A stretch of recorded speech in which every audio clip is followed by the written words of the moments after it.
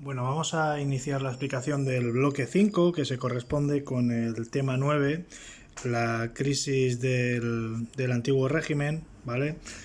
Que abarca de 1788, que es cuando se inicia el reinado de Carlos IV, hasta 1833, que es cuando muere Fernando VII. ¿De acuerdo? Tenemos aquí a Carlos IV y tenemos aquí a Fernando VII. Entre medio vamos a tener lo que se conoce como la Guerra de la Independencia y un reinado de, bueno, pues el hermano de José de Napoleón Bonaparte, que es José I. Bien, este tema es importante porque a partir de ahora, bueno, pues se van a plantear los posibles temas EBAU que tendréis que desarrollar en el examen, ¿de acuerdo? Entonces, por eso os voy a obligar a hacer resúmenes de estos temas que estén comprimidos en una hoja por las dos caras. Si os ocupa un poquito más, no pasa nada, ¿vale? Porque siempre se os va a olvidar algo en el examen y es bueno siempre tener un poquito más información de la que podéis escribir, ¿de acuerdo? Bien. Sin embargo, esos resúmenes tienen que estar equilibrados, es decir, tiene que tener una, pues eso, tienen que desarrollarse todos los, digamos, los epígrafes o los apartados que nos dicen en el enunciado del posible tema EBAU, ¿vale? Lo vamos a estructurar. Os daré ya instrucciones más concretas, ¿vale? En el tablón de Classroom. Lo vamos a estructurar con, bueno, pues con una pequeña introducción, un desarrollo donde vamos a poner muy claritos los epígrafes y una conclusión, ¿vale? Así se desarrollan todos los temas, ¿de acuerdo? Bien, bueno, pues en este primer tema, bueno, pues lo que es la introducción nos habla de que en este primer tema comienza lo que es la historia contemporánea de España, ¿vale? La historia contemporánea de España se caracteriza fundamentalmente porque vamos a estudiar el tránsito, es decir, el cambio desde el antiguo régimen, es decir, el sistema político, económico y social anterior a la Revolución Francesa, caracterizado por la monarquía absoluta, la sociedad estamental y todo esto, ¿vale? Pues todo eso se va a acabar y en este tema vamos a estudiar cómo se consolida el régimen político liberal. ¿Qué es el régimen político liberal? El régimen político liberal es aquel sistema, ¿vale? Político, económico y social en el cual, bueno, pues vamos a tener una constitución, ¿vale? Una constitución que va a ser la norma que rija, bueno, pues todo lo que debe ser una nación, ¿vale? Incluso el rey va a tener que acatar esa constitución, ¿vale? Esa constitución va a ser aprobada por la nación, ¿vale? Por lo tanto, es votada, ¿vale? En el antiguo régimen, en la monarquía absoluta, no se vota absolutamente nada, ni en el despotismo ilustrado tampoco, ¿vale? Así que este va a ser el cambio fundamental en lo que se caracteriza en la historia contemporánea de España. Sin embargo, ese cambio no se va a producir de repente, ¿vale? Va a experimentar un proceso, ¿vale? Ese proceso es el bloque que vamos a estudiar, desde 1788 hasta 1833. Ese es el proceso de ese cambio. Y el régimen político liberal se va a consolidar a partir del reinado de Isabel II, ¿vale? Vamos a tener en ese proceso, pues, adelantos, retrocesos, a veces vamos a tener absolutismo, a veces vamos a tener liberalismo o régimen liberal, pero tenemos que saber que a partir del reinado de Isabel II, que va a ser el siguiente bloque de temas o el bloque temático que vamos a estudiar, se va a consolidar el régimen político liberal. Es decir, que a partir de ahí ya siempre, por lo menos en el siglo XIX, vamos a tener un sistema político liberal. Os dije ayer que este año lo tenéis que tachar porque el de 1874, porque el reinado de Isabel II es de 1833 a 1868, ¿vale? ¿Por qué han puesto ahí 1874?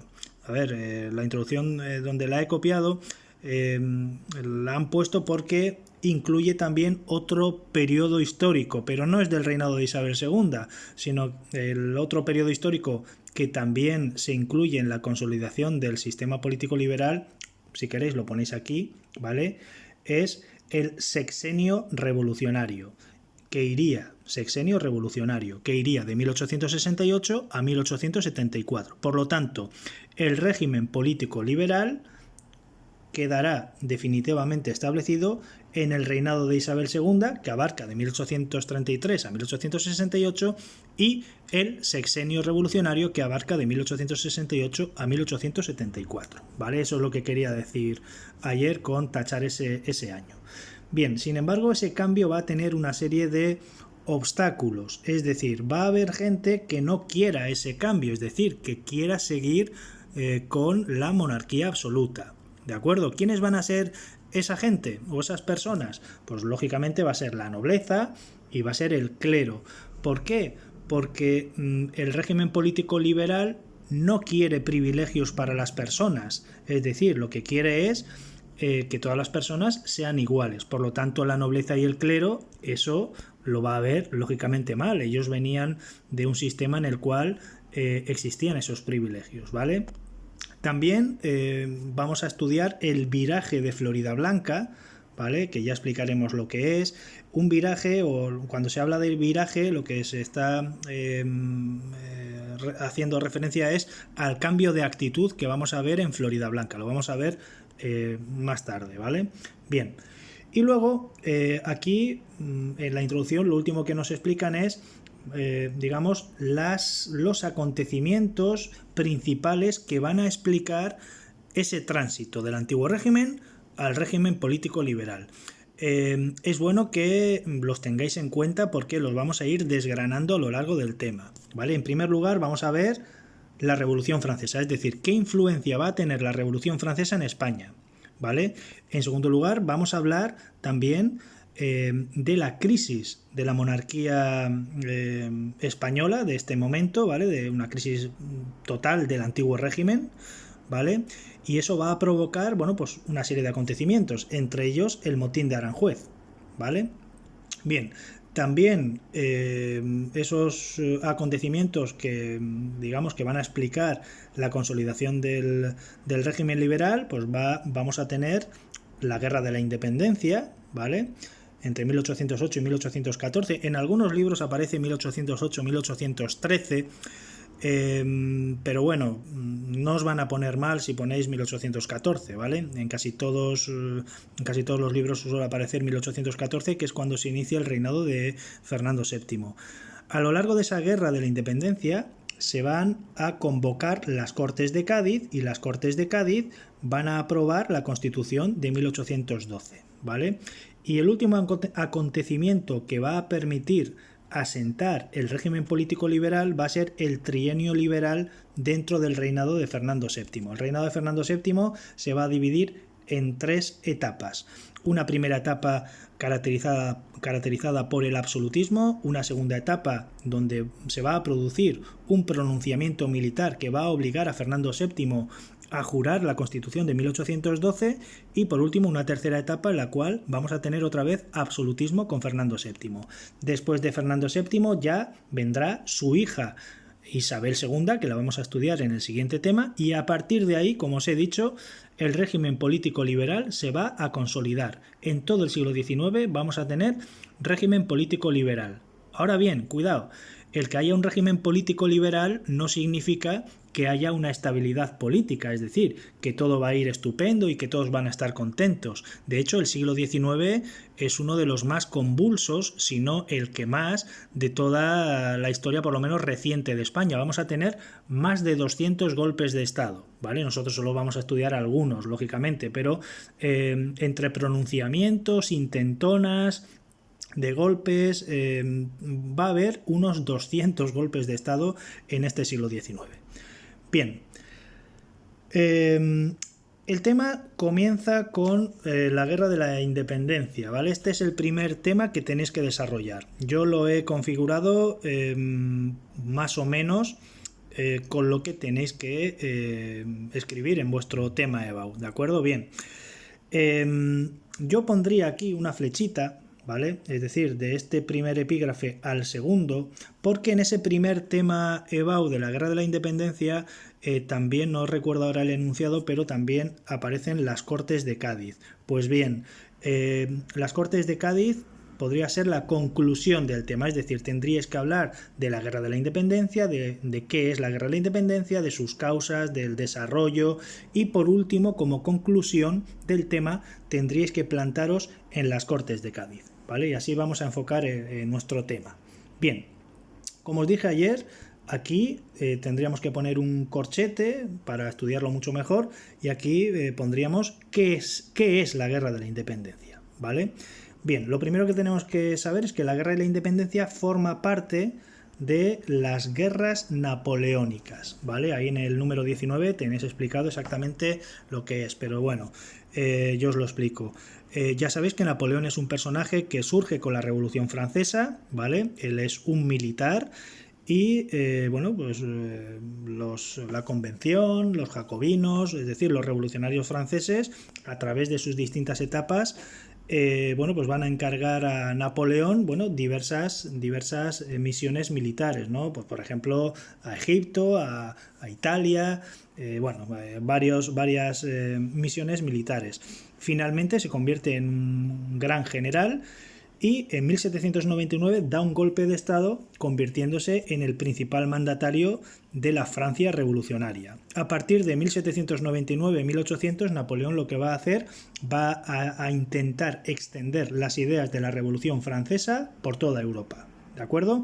Así que la Guerra de la Independencia española en realidad, como nos dice aquí, es un episodio más de esas guerras napoleónicas. Lógicamente, todas las potencias absolutistas, todos los países con una monarquía absoluta, se aliaron contra Napoleón. Os dije que hubo unas 8 coaliciones contra Napoleón, ¿vale? Él las fue venciendo una tras otra, hasta que finalmente es derrotado en Waterloo, ¿vale? En la batalla de Waterloo en 1815. Bien. Así que bueno, la Guerra de la Independencia es un episodio más de esas guerras napoleónicas. La Guerra de la Independencia es una guerra de liberación contra la invasión francesa, ¿vale? Pero también es una guerra civil, ¿vale? Una guerra civil entre patriotas y entre afrancesados. Lógicamente los patriotas son los españoles que defienden su patria, ¿no? Y entienden que Fernando VII debe ser el rey absoluto. El rey, o sea, el rey, sí, el rey absoluto, no el rey absoluto, el rey legítimo, perdón, el rey legítimo, ¿vale? Sin embargo, los afrancesados, que ahí en el número 20 os explico quiénes son, van a apoyar a José I, que es el rey que va a imponer el señor Napoleón Bonaparte. Ya veremos cómo y por qué. Bien, los afrancesados eran españoles, sobre todo pues, ilustrados, aristócratas, que veían que las reformas que planteaba Napoleón y José I, bueno, pues no estaban del todo mal y por lo tanto les apoyaron, ¿vale? Lógicamente los patriotas los calificaron de traidores, ¿vale? Por lo tanto es una guerra civil entre españoles. Pero también la Guerra de la Independencia es un conflicto internacional, es decir, un conflicto en el cual, una guerra en la que van a participar varios países. Lógicamente va a participar Francia, de hecho ya hemos dicho que los españoles van a luchar contra Francia, pero también va a intervenir en esa guerra Inglaterra. Inglaterra va a apoyar a los españoles contra Francia. Y también, aunque ahí no aparezca, Portugal también va a apoyar a los españoles contra Francia. ¿De acuerdo? Bien, pues ya sabemos lo que es la Guerra de la Independencia. Es un episodio más de las guerras napoleónicas, es una guerra de liberación contra la invasión francesa, es una guerra civil y es una guerra internacional. ¿De acuerdo? Bien. Con respecto a los bandos, os he puesto aquí un cuadro, quiénes apoyan a quién. Pues lógicamente, por una parte, los que apoyan a José I, a José Bonaparte, tenemos a los franceses y tenemos a los afrancesados, ¿vale? Por lo tanto, cuando estalla la guerra, va a haber una parte del país que va a estar controlada por José Bonaparte y José Bonaparte va a estar apoyado por estos, por estos dos elementos, ¿vale? Bien, ya hemos dicho quiénes son los afrancesados y lo que pretenden. Y luego tenemos la España, digamos, que va a apoyar a Fernando VII como rey legítimo, pues vamos a tener a dos grandes grupos, pero dos grupos, pero son dos grupos muy diferentes. Por una parte, y además esos dos grupos diferentes van a marcar, digamos, el devenir de lo que va a ocurrir posteriormente en una lucha, en un conflicto político, a veces militar, con las guerras carlistas, entre liberales y absolutistas, ¿vale? ¿Los liberales qué pretenden? Pues los liberales pretenden que Fernando VII acate una constitución, es decir, quieren instalar en España una monarquía constitucional, una constitución que la hayan votado la nación, que la haya aprobado la nación y que el rey acate esa constitución. Sin embargo, los absolutistas, que lógicamente también defienden a Fernando VII como rey legítimo, sin embargo lo que pretenden es que Fernando VII gobierne con una monarquía absoluta, es decir, con el mismo sistema que había antes de la Revolución Francesa, ¿vale? Bien, estos son los dos bandos en conflicto, ¿de acuerdo? Bien, para estudiar las causas de la Guerra de la Independencia vamos a estudiar dos tipos de causas, ¿vale? Os lo he puesto ahí muy clarito. Vamos a tener, en primer lugar, unas causas externas, es decir, ajenas a nuestro país, es decir, un acontecimiento que va a provocar el estallido de la Guerra de la Independencia. Lógicamente va a ser la invasión de Napoleón a España, ¿vale? La agresión imperialista de la Francia revolucionaria de Napoleón. Esa va a ser una de las causas, la causa externa. Y en segundo lugar vamos a ver las causas internas, es decir, las que se producen dentro de nuestro propio país, ¿vale? Entre esas causas internas vamos a ver la política exterior y la crisis económica, básicamente lo que es la crisis del antiguo régimen en nuestro país, ¿de acuerdo? Bien, vamos a comenzar con la primera de las causas, ¿vale? En primer lugar, tenemos que comenzar hablando de el inicio del reinado de Carlos IV, ¿vale? Nuestro tema se inicia con Carlos IV, que accede al trono en el año 1788. Ya sabemos que Carlos IV es hijo de Carlos III, que lo hemos estudiado en el bloque anterior. Y bueno, él era un rey muy diferente a su padre.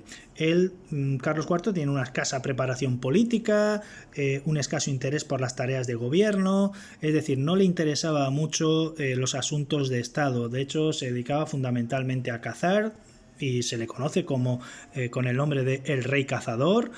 Y poco más, así que dejó las tareas de gobierno siguiendo, bueno, esa tradición que vimos en el siglo XVII con los validos. Bueno, pues dejó su gobierno al señor Floridablanca, que ya había trabajado para su padre.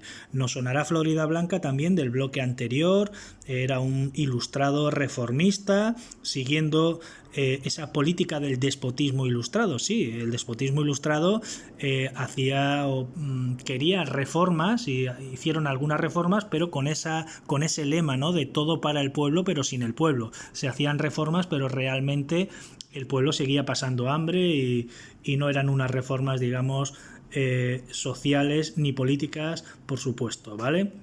Bien, sin embargo, va a haber algo que va a cambiar pues esa política que estaba siguiendo Floridablanca de reformas, con ese despotismo ilustrado que venía trabajando desde Carlos III. Bueno, pues todo va a cambiar en esta fecha fundamental, 1789. En 1789 estalla la Revolución Francesa y esto lo va a cambiar todo, ¿vale? La Revolución Francesa acojona, por así decirlo, a todos los reyes absolutos, ¿vale? Porque han visto cómo Luis XVI, su mujer María Antonieta y su hijo Luis XVII, el posible futuro Luis XVII, son ejecutados directamente, ¿vale? Al niño lo dejaron en una prisión donde lo mataron de hambre.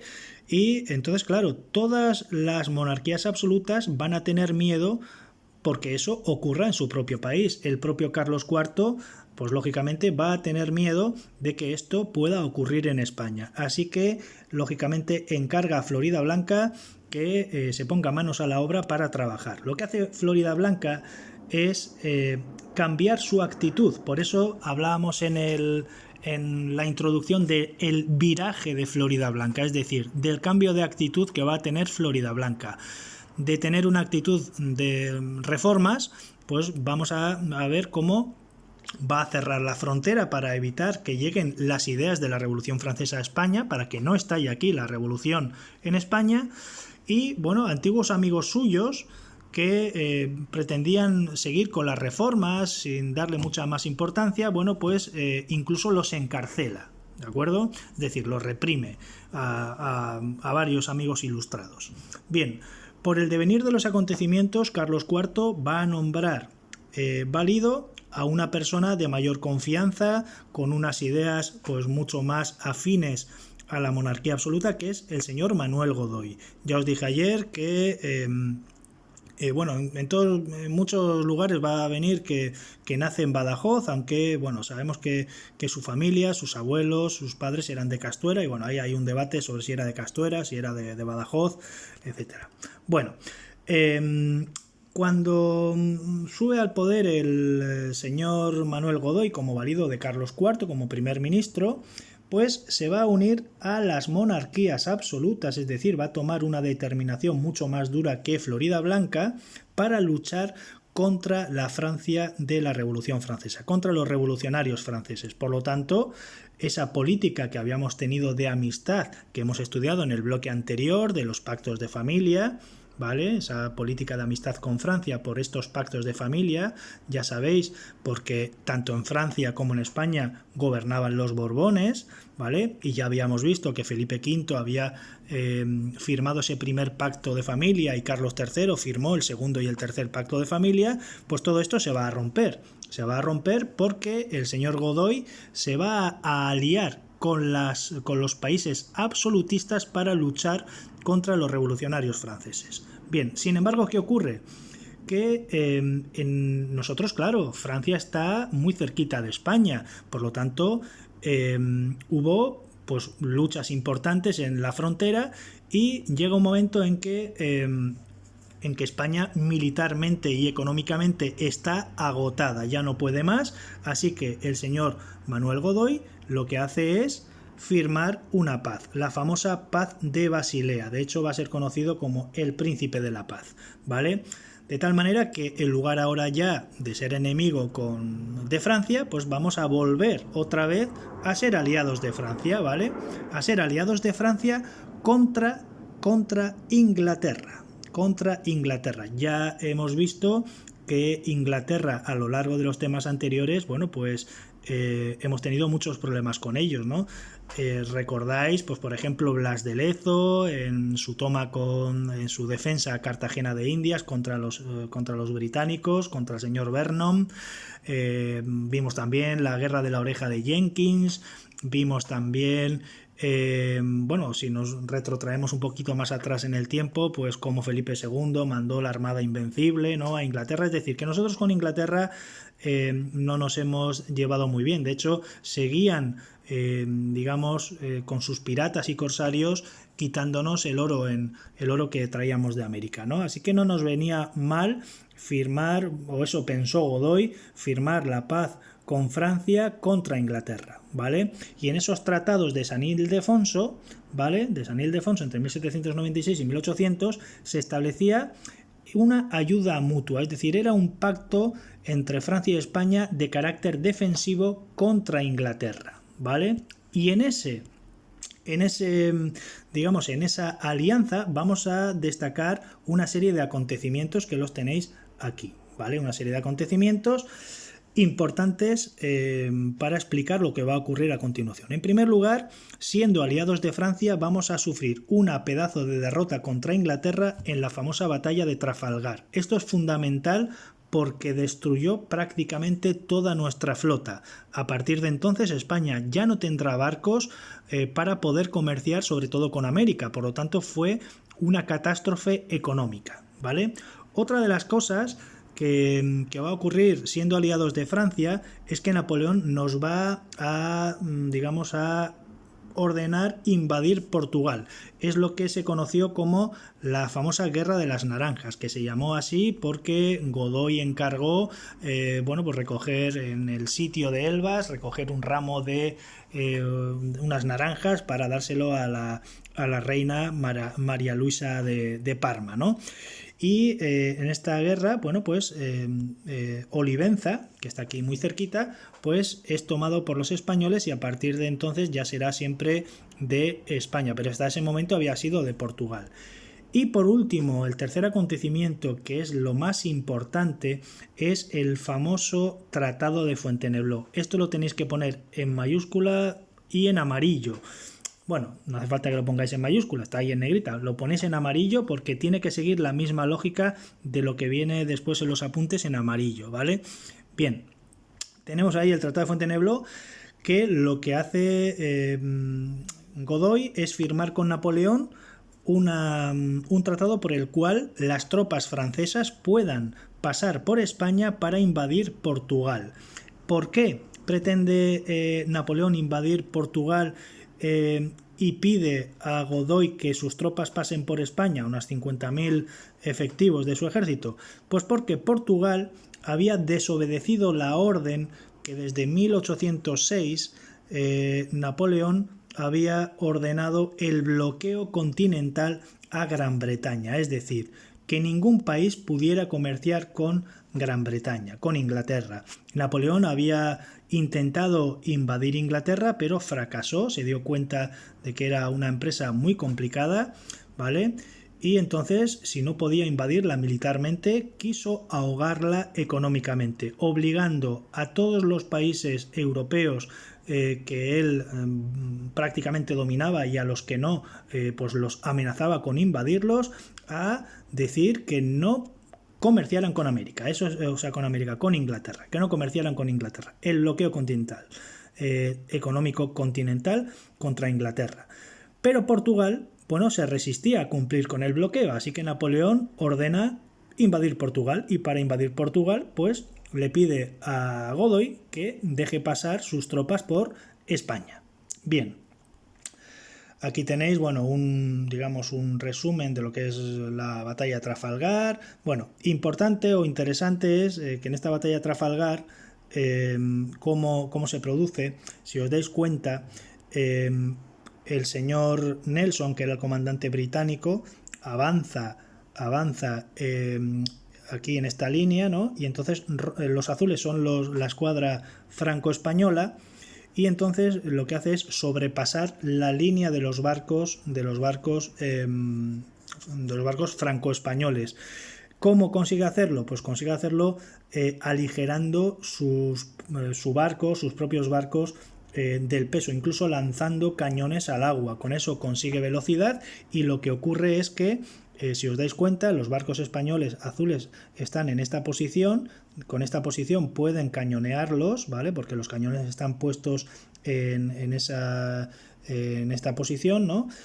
Sin embargo, cuando ya los ha sobrepasado, imaginaos que este es los barcos españoles, bueno, pues cuando ha sobrepasado la línea, ¿vale? Ahora es el propio Nelson quien puede cañonear hacia un lado y hacia otro a los barcos españoles. Es así como se consiguió derrotar a la escuadra franco-española en esta batalla de Trafalgar. Bueno, estamos hablando del Tratado de Fuentenebló, y ahora vamos a estudiar las causas internas de por qué, bueno, pues se produce esa guerra de la independencia, ¿no? Bien, y aquí vamos a estudiar la crisis del antiguo régimen, ¿vale? La crisis del antiguo régimen. Bien, pues en primer lugar tenemos que tener en cuenta la nefasta política exterior que va a ejercer el propio Manuel Godoy. Ya hemos visto, ¿no?, que deje pasar las tropas francesas por España para invadir Portugal. Ostras, que estás metiendo un ejército de otro país en tu propia casa. Si a esto le añadimos una crisis económica, ¿por qué? Porque nos hemos metido en guerras contra Inglaterra, contra Portugal, en la guerra de las naranjas, porque hemos disminuido nuestro comercio americano, porque ya no tenemos barcos con qué comerciar, y si a eso le añadimos que no tenemos productos y por lo tanto vamos a tener desabastecidas las ciudades, es decir, una crisis de subsistencia y malas cosechas que agravó la situación, pues vamos a tener fundamentalmente un malestar social, es decir, la gente va a estar pues muy en contra de las decisiones que ha tomado Manuel Godoy, ¿de acuerdo? Bien, Manuel Godoy trata de solucionar estos problemas porque ve que la revolución pues puede estallar aquí en España, ¿no? Y claro, no se le ocurre otra cosa que para solucionar la crisis económica lleva a cabo la primera desamortización. Lo estudiamos en el bloque anterior, del siglo XVIII, porque todavía estamos en el siglo XVIII, finales. 1798, Manuel Godoy lleva a cabo la primera desamortización. Eso quiere decir que va a expropiar, es decir, va a quitar tierras a la nobleza y al clero para poder obtener recursos para el Estado. Lógicamente, esto pues agravó más la situación, porque ahora sí que todos, tanto la nobleza como la iglesia, que están viendo que les están quitando sus tierras, como el pueblo, están en contra de la política que está llevando a cabo el señor Manuel Godoy. Eso provocó que se generara un partido cortesano, eso quiere decir, es decir, una facción dentro de la corte del propio rey Carlos IV en contra de la política que está llevando el rey, aconsejado por su ministro Manuel Godoy. Y para más inri, el jefe, digamos, de esa facción opuesta al gobierno es el propio príncipe Fernando, es decir, el propio hijo del rey. Vale, eso va a llevar a dos conspiraciones, ¿vale? La primera es menos importante porque fue abortada, es decir, Carlos IV pudo acabar, les pillan, ¿no? Y pudo acabar con esa conspiración, la famosa conspiración del Escorial. Bueno, le echa la bronca a su hijo, lo encarcela, pero bueno, ayer nos preguntaba Aridia que qué hubiera pasado si lo mataba. ¿Podía haberlo matado? Pues podía haberlo matado, pero probablemente claro, se hubiera estallado, digamos, una revolución instigada por los partidarios del propio Fernando, ¿no? Y eso no le interesaba mucho a su padre, así que, claro, fue prudente y dijo, venga, pues le echo la bronca, lo encarcelo y bueno, tranquilizo un poco la situación que ya tengo yo muchos problemas. Sin embargo, el segundo motín, el motín de Aranjuez, es el más importante, ¿vale? Es mucho más importante, por eso está en amarillo y es fundamental. Y este motín de Aranjuez es un levantamiento popular, pero es un levantamiento popular alimentado, alentado por el partido fernandino, es decir, por el propio Fernando, ¿vale? ¿Cómo acaba este motín de Aranjuez? Acaba con Godoy apresado y con Carlos IV, que se ve obligado a entregar la corona a su hijo Fernando, ¿vale? De hecho, claro, todo esto ocurre con las tropas francesas metidas en España. De hecho, en estos momentos, el propio Manuel Godoy se había dado cuenta de que las verdaderas intenciones de Napoleón era invadir España y ya se encontraban en Aranjuez, camino de Sevilla, para, ¿vale? Lo pongo aquí, camino de Sevilla, para trasladar a la familia real a América, que estarían allí más seguros, ¿vale? Es decir, ya la había cagado, ya tenía el ejército metido en la cocina, dentro del país, y por lo tanto, pues no tuvo más remedio que intentar llevar a la familia real a América, como ya habían hecho los reyes portugueses, se habían ido a Brasil, ¿de acuerdo? Bien, ¿qué ocurre? Bueno, aquí os he puesto la fecha exactamente 17-19 de marzo, no hace falta que sepáis los días, pero sí el mes es importante, ¿vale? El mes sí, porque en 1808 se producen muchos acontecimientos importantes. En marzo el motín de Aranjuez, en mayo las abdicaciones de Bayona, entonces si lo estudiáis por meses, mejor, ¿de acuerdo? Bien. Después del motín de Aranjuez, resulta que el señor Carlos IV se arrepiente de haberle entregado la corona a su hijo y entonces, es decir, se retractó, y la mujer, María Luisa de Parma, que tenía más personalidad que él, le convence para que le pida a Napoleón que intervenga y resuelva el asunto. Esto es lo que consideran los historiadores como una auténtica torpeza, es decir, cómo permites que la persona que ha metido al ejército en tu propio país que te está invadiendo le vayas a pedir un consejo. Y lógicamente Napoleón aprovechó esta crisis en su favor, ¿vale? Digamos que invita a los dos, a padre e hijo, ¿no? A los dos que están en conflicto, los invita a Bayona, que está en Francia, y allí va a conseguir que los dos reyes, Fernando VII y Carlos IV, bueno, pues renuncien a la corona en favor de Napoleón Bonaparte, y Napoleón Bonaparte finalmente pues le va a entregar la corona a su hermano José I. Vale, ¿cómo lo hace? Bueno, pues primero consigue a Carlos IV que le entregue la corona a Napoleón. Ya hemos dicho que Carlos IV era un rey que no le interesaba mucho gobernar, que le gustaba mucho cazar y poco más. Napoleón le entrega un montón de dinero, le entrega un montón de títulos nobiliarios, de tierras y algún castillo, y entonces, bueno, pues Carlos IV le entrega la corona a Napoleón. Y posteriormente Fernando VII, que Fernando sí que tenía, digamos, más ambición por gobernar el país, como ve que no lo puede convencer, pues le amenaza de muerte, diciéndole que devuelva la corona a su padre, que cómo es posible que le haya quitado la corona. Bien, finalmente Fernando VII se la devuelve a su padre, y su padre, lógicamente, como había pactado ya con Napoleón, se la da a Napoleón, y este a su vez se lo da a su hermano José Bonaparte, que se va a convertir en rey de España, ¿vale? Bien, pues esto es lo que ocurre. Bueno, aquí esto ya finalmente lo leéis porque José I como rey, bueno, pues va a regirse por el Estatuto de Bayona, que es una carta otorgada, es decir, las normas por las cuales se debe regir a partir de entonces el país van a estar escritas por el propio Napoleón. Por eso es una carta otorgada y no una constitución. No tenía malas ideas, libertad de imprenta, supresión de privilegios señoriales, es decir, las ideas de la revolución. Aunque esto no pudo llevarse a efecto porque estalla la guerra, ¿de acuerdo? Así que bueno, esta es la primera clase y el próximo día pues comentaremos el desarrollo de la guerra, ¿de acuerdo? Venga.